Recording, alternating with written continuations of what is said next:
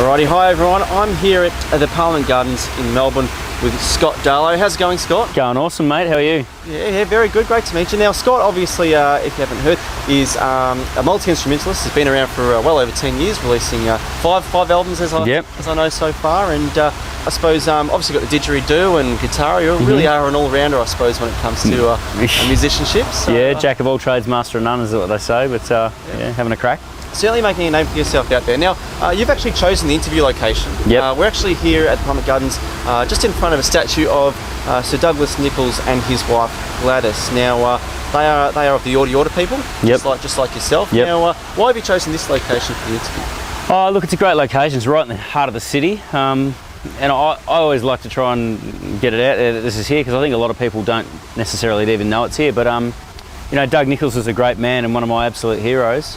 He was the first ever Aboriginal man to play State of Origin football. He was the first ever Aboriginal man to be knighted in Australia's history, and he was the first ever Aboriginal man to be a governor in this country as the Governor of South Australia. And I mean, there's books written about him, there's biographies. He's an amazing fellow, and so I love any opportunity I have to talk about some of our own Australian heroes. You know, one of the things I do is I hang out in high schools and talk about Australian culture and Aboriginal history, and it always amazes me that we know a lot more about overseas often than we do about our own country. So just a sneaky chance for me to educate people a little bit about our own amazing history. No, that's really good. Yeah. That's, I think, one of the problems is that we still haven't really put together, I suppose, a school curriculum that really acknowledges, I suppose, some of our own heroes. So. Yeah, I think it's happening slowly, mate, but it's taken some time, but we're getting there. Yep. Yeah. Fantastic. So it is a really nice location, so I think we've chosen a good day. Yeah, no, good day.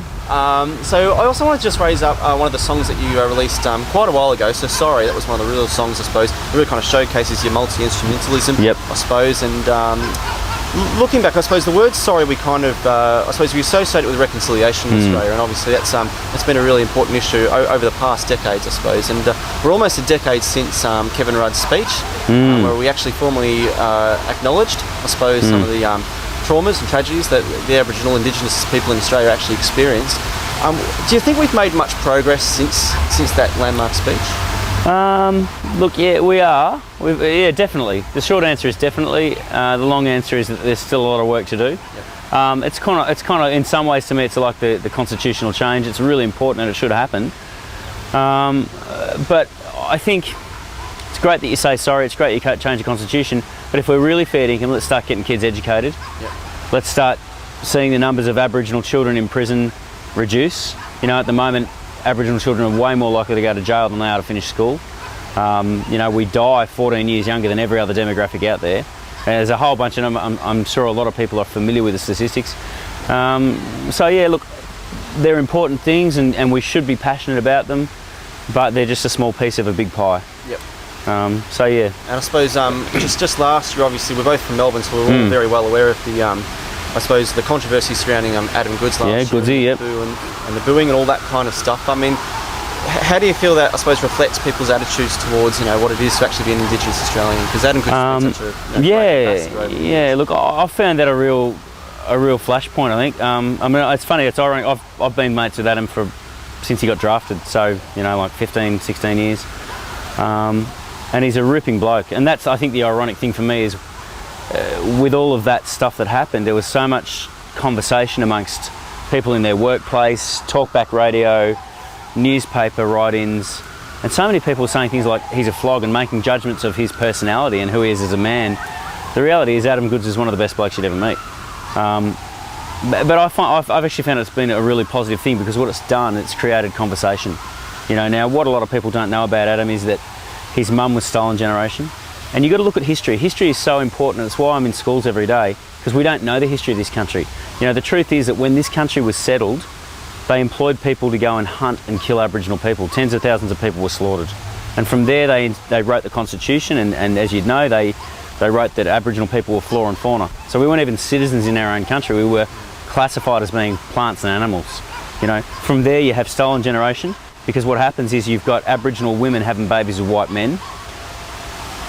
The government see these kids and they go, they're not totally black, they're not complete animals, we can salvage and save them, and they take these kids. Now, Goodsy's grandmother was stolen, you know, all on the basis that you're an animal, your daughter's not, she's salvageable, we're going to take her, his mum had a really traumatic experience with it. It's been traumatic for the whole family, not just for her, but for the whole family. So when you throw your head over the fence at the MCG and you call Adam Goodes an ape, you're not just throwing some word at him to say, well, hey, I'm going to put you off your game.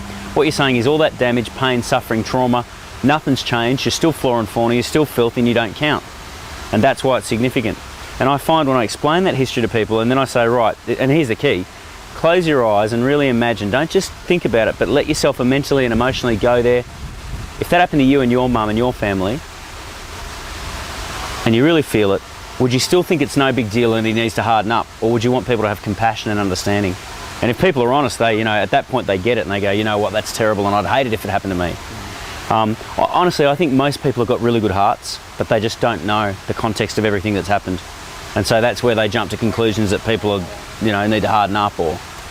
Yeah, and I think if there's one good thing to kind of come out of what happened last year is that more people actually discussing the topic. That's right. Delving deeper into what the issues actually were, and hopefully we can actually learn from that and actually have a better conversation in the future. Yeah. Now, obviously you've done a lot of touring as well, so obviously you've been throughout Asia a lot, and you've been to the US over a dozen times. Oh yeah, 20-something times I think, yeah. Times. Well, I suppose one of the things, when we look at Australia, sometimes we think about how Australia's kind of treated Indigenous peoples and what kind of position they've held in society. Have you ever been able to gain some insights about how Indigenous people in North America, what their experiences have been, how that kind of there's parallel? Absolutely, mate. It's a great question. There's so many parallels all over the British Empire world. You talk about that song "Sorry." Now, the song "Sorry," for those who haven't heard it, it's I wrote it about Stolen Generation, but it's a broad lyric, so it's really just a song about reconciliation.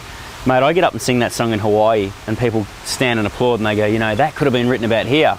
And I get up and sing it in Malaysia, and dudes come up and go, man, we're the British Empire here, that could have been written about our mob. I go and sing it in North America, and same thing there. So there really is a universal theme of displaced people, and in New Zealand with the Maori people.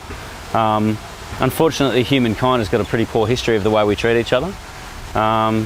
And a song like "Sorry" resonates with people because it connects with that. Also, I wanted to get a little bit of an insight into your work with World Vision. So obviously with the Indigenous program. So just with regards to that, now I suppose where did this kind of enthusiasm and passion for actually going out there and actually trying to make a difference and being involved with someone like World Vision come from? Because I understand your parents were quite active in that. Yeah, my mum and dad were Salvation Army officers, so I grew up in Hong Kong as a kid whose dad ran refugee camps. In Asia, they're all Chinese people trying to get out of China and from all over Asia, and they'd funnel into Hong Kong. And so I grew up around social justice. But for me, ironically, it was also Dad. He had a breakdown in his early 40s, and he went from being this guy who'd run rehab centres and was a genius, and he drank himself to death at 57. And I was only young. And I remember standing there, and my daughter had just been born, and I'm holding my little girl, and I'm just a kid myself, really, to be honest with you. And I'm looking at my dad, and I'm looking at my daughter, and I have this mind-blowing realisation that in life, there's only one currency that we have that is real, and that's time. See, every other currency, money, possessions, all that stuff, you can replace it, you can budget it, you can save it, earn it. Time, you never get it back, you can't budget it. So the only currency we have that's any value is time. And so I walked out of that funeral thinking, well, how am I going to spend my one currency? And at that stage I just finished a teaching degree straight out of school, and I was teaching music, and I realised that I wasn't passionate about it. What am I passionate about? Passionate about making a difference for my mob, So I started going in and talking about culture and reconciliation, and then several years later I spoke at a thing, and this bloke come up and he said, look, that was awesome, but we all feel depressed and we have no way to try and do something about the negativity that you've talked about. Do you know that World Vision do stuff? And so he connected me with World Vision, and I didn't even know they did Australian stuff. I thought they were just overseas. But they do amazing stuff in Aboriginal communities, and they have done for over 20 years, and they're getting kids educated, they're helping people live longer, they're doing work with young mums. And they took me out and showed me what they do, and I was just blown away with how good it is. And so now I get around and I say to people, look, you probably sponsor kids overseas. That's awesome. If you do, please don't stop, because that's important. But I reckon a lot of people are doing well enough to be able to take care of our backyard as well as someone else's. So that's the message is, for $35 a month, you can actually make a significant difference to your country. So if you love Australia, that's what, that's where you put your money where your mouth is.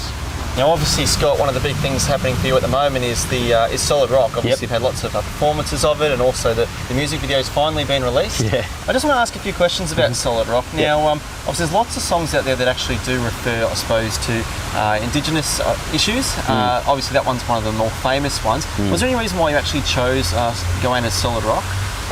Look, I've always sung it live. Ever since I started, I started way back when as a teenager singing covers, and it was just a song I loved, you know. But I think also historically for Aboriginal people, it's such a significant song. You know, released in 1982, it's only 15 years post-referendum. Yep. So it was a very different country to what it is now, and it was the first time ever that Aboriginal people turned the radio on and heard a song about our mob, you know, with didgeridoo in it, and you know, and ironically, looking back now, I mean, the lyric is so strong in the content about those issues. I'm staggered that it got played, to be honest, and Shane is as well. I'll tell you that he's staggered it got played, but it did, and what a huge moment it was. And so, you know, I've always loved it, and significant history, and so because I played it live, it sort of was, well, okay, I need to do a version of this, and sort of you record it hoping radio will embrace it, because no one's covered it and released it to radio since 1982. So. There's always that side of it as well, the commercial aspect of it. Yeah. And I mean, you actually got to work with Shane Howard. I mean, when you were a kid listening to it on the radio, you probably wouldn't have thought you would have had that opportunity. No way. How did that actually come about? And how did Shane actually feel about, I suppose, reworking this song? So what happened was I recorded the whole album in Orange County in California with an American producer who really wasn't familiar with the original version, which I think probably helped. I think if you're going to sing someone else's song, you've got to do it differently enough to make it worth doing. No one wants to hear me sing solid rock the same as Shane Howard. I'm never going to do it as good. But you've got to do it close enough to the original to respect it. So there's a really fine line you've got to tread. And so we did that, and then I came home from the States, and I actually was at a community festival that Shane headlined. I didn't realise he was going to be there, and so I just bowled up and said, hey, look, you know, this is who I am, and sort of he might have heard a little bit about me from around the place, I think, and but we just got having a yarn, and then I rang him post that. I got his number and I rang him and I sent him a copy of what we'd done, just to get his blessing. At that stage it was just, if you don't like it, I'm not going to release it, just out of respect, because I love him and he's my hero.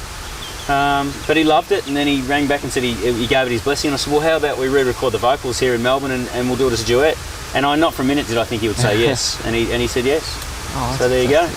Now obviously the song's been kicking around for a couple of years now, but the video has only just been released, and look, it's an amazing video. You've got so many big names there. You've got people like Casey Chambers, Troy Casadale, you've also got Anthony Koutafidis, Robert Dippy, Domenico. Now, and Shane Howard is actually in the video as well with the performance on the cliff there. Now, tell us a bit about the concept behind the video, because you've got people coming from different multicultural backgrounds, obviously holding up the Aboriginal flag. Tell us a little bit about the concept behind it. Well, the concept came from, there was a big news report about a Reclaim Australia rally. And again, you know, it's like, I think people have got good hearts and the best of intentions, but sometimes they're just perhaps not as educated in certain things as they could be. Or they forget, or whatever, you know. So, you know, I was watching this thing unfold, and there's so much vitriol and hatred. And it just made me sad in my heart, you know, thinking we're all Australians. And the reality is, unless your bloodline is 100% Aboriginal, you're a refugee. You're a generational refugee. You know, my mum's family's Aboriginal, but my dad's family were convicts, you know, and mate, we're refugees. We come in on a boat. So then I got to thinking, you know, these people who are standing there saying you can't be here and you can and you can't and you can, and you know, they probably go to the footy and they cheer Anthony Koutafidis. And yet his parents were born overseas, and you know, they were probably called all kinds of names 30 years ago, and they were the ones who were being held down. But then we move on and we embrace, and then it's the next lot of people that we hold down, and we, you know. So I had this recurrent theme going, we're one mob of people, we're Australians together, and we're living on sacred ground.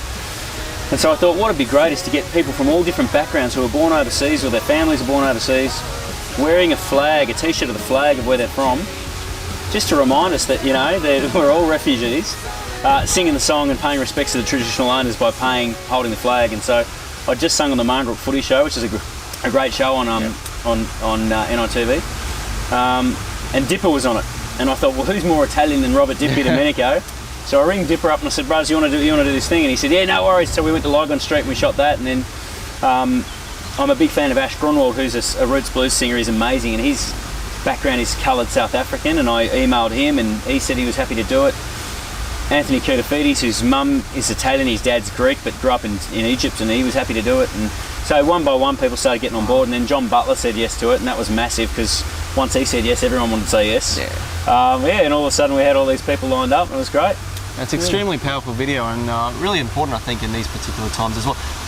Did you ever think it'd go as viral? Because it's going absolutely, bonkers at the moment. I mean, it's getting so many views online. No, I didn't, mate. I mean, look, you hope that it will, but people are fickle. And I have to say, big, massive shout out to Triple M Australia, who are just have been really supporting what we're doing, and they actually released the video 2 weeks ago on their website, but then on Australia Day they put it on their Facebook page, and it just got shared like crazy, and that was really what did it. It's had, I think, in like 4 or 5 days, it's had 170,000 views just on that one Facebook, not alone all the other mediums it's out there on. So yeah. Oh, that's great. So obviously you got a new album coming out this year, so your 6 studio albums coming out this year. So what can we expect from you this year in terms of tours and release dates? Look, we're just working through a headline tour of the East Coast with my booking agent at the moment, which I'm really excited about. And going to be playing in a bunch of high schools over in the West next week, and so just getting around doing it. The song's going to radio in New Zealand next week, so we're really excited about hopefully getting some foothold there, and potentially the UK next month as well. So yeah. Fantastic. Well, thanks so much for joining us on early Sunday morning, Scott. Worries. I'm glad the past week's been really good with the video, and look, all the best for 2016. Thanks so much, man. Really appreciate you having me. Thank you so much. Fantastic. Thanks, Scott.